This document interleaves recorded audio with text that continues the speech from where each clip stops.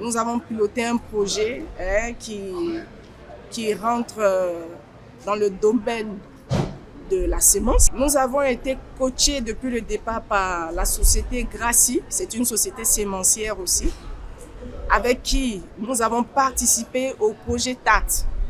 Nous avons même participé au test des hybrides et par la suite, nous avons reçu d'autres variétés comme le Aurelius 6 et tout, des variétés améliorées qui se comportent vraiment bien.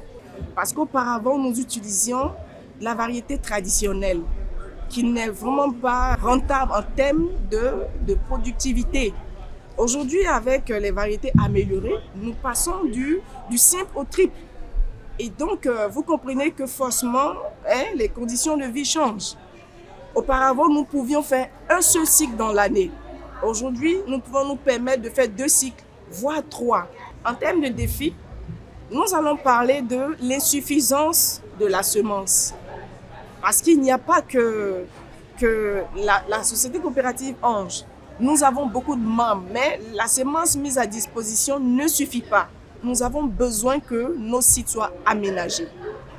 Parce que pour produire non seulement la semence, mais aussi le paddy, il faut un terrain aménagé.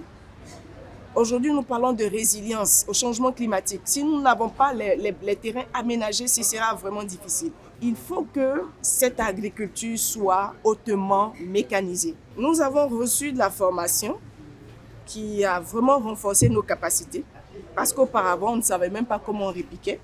On faisait la production à la volée. En produisant à la volée, vous gaspillez la semence.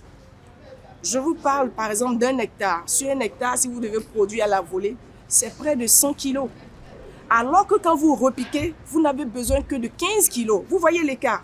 Grâce à Agricole de Côte d'Ivoire, qui a d'abord été formé par le projet TAT et qui nous a relayé la formation.